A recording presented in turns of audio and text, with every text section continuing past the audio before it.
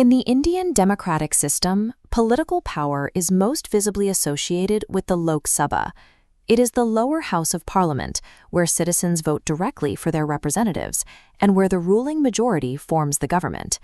But a system built entirely on rapid majoritarian rule carries specific risks. A highly popular government moving at speed could easily pass sweeping legislation that steamrolls the distinct needs and autonomy of individual states.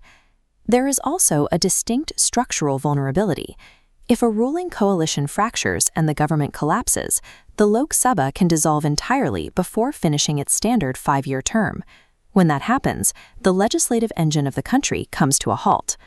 How do you design a legislative system that captures the immediate will of the people while ensuring the government never truly stops functioning? A nation scaling across 28 states and hundreds of linguistic regions requires an institutional buffer. It needs a mechanism deliberately designed to absorb sudden political shocks. That mechanism is the Rajya Sabha, or the Council of States.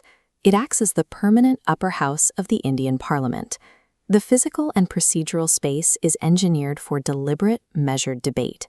It strips away the immediate pressures of populous election cycles to allow for a closer, calmer review of national policy.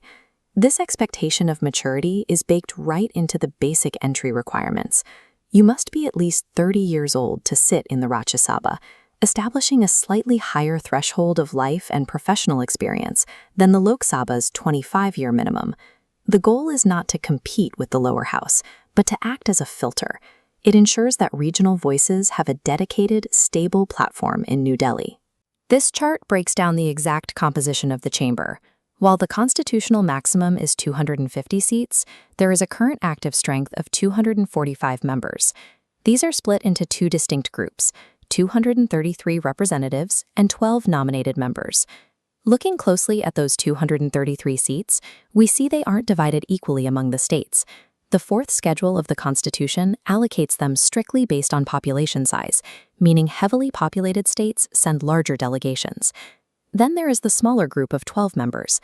The president directly appoints these individuals for their deep expertise in literature, science, art, and social service, pulling non-political viewpoints straight into the legislative process. Guiding this diverse group requires a specific type of leadership, and unlike the lower house, the Rajya Sabha members do not elect their own speaker. Instead, the Vice President of India takes on the role. They serve as the ex officio chairman, meaning the leadership of the upper house is an automatic, constitutional duty of the vice presidency. This creates a legislative body that balances the raw demographic weight of the individual states with the specialized knowledge of highly accomplished independent experts. This flow graphic illustrates how members actually reach the chamber. Ordinary citizens do not vote for them directly. Instead, people elect their local state representatives, the MLAs, and those MLAs then use a single transferable vote system to elect the Rajya Sabha members for their state. Once elected, a Rajya Sabha member serves a full 6-year term, deliberately extending past the standard 5-year cycle of the lower house. This timeline visualizes the core mathematical mechanic of the house. Notice how the 6-year terms constantly overlap. Because of this specific stagger, exactly 1/3 of the members finish their terms and retire every 2 years. Elections are then held specifically to rotate new members into those exact vacancies. Because only a fraction of the seats open up at any single moment, the chamber is never empty. By locking into this mathematical rotation, the Rajya Sabha guarantees a continuous administrative baseline. Even if a central government collapses unexpectedly, this legislative body remains fully intact and operational. The upper house does have strict limitations. When dealing with national finances, specifically money bills, the Lok Sabha holds primary control. The Rajya Sabha can only review these bills for 14 days, and its financial recommendations are entirely non-binding. Additionally, if a legislative deadlock forces both houses into a joint sitting, the Rajya Sabha's 245 members are easily outnumbered by the 543 members of the lower house.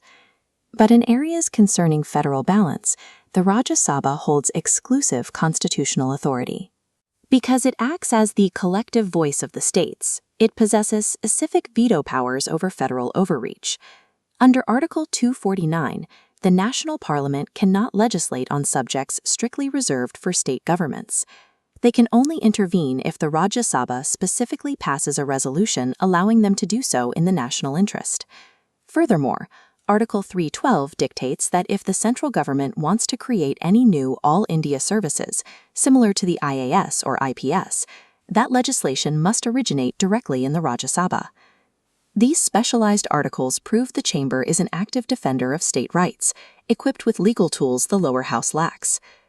The Council of States serves two simultaneous functions. It forces the central government to negotiate with regional state capitals, and it maintains a steady, uninterrupted workflow during national political turbulence. The architects of the Constitution recognized that a vast republic requires both the immediate engine of public passion and the steady brakes of institutional wisdom. By operating through overlapping terms and specific federal protections, the Rajya Sabha ensures that the world's largest democracy remains entirely structurally sound, no matter the political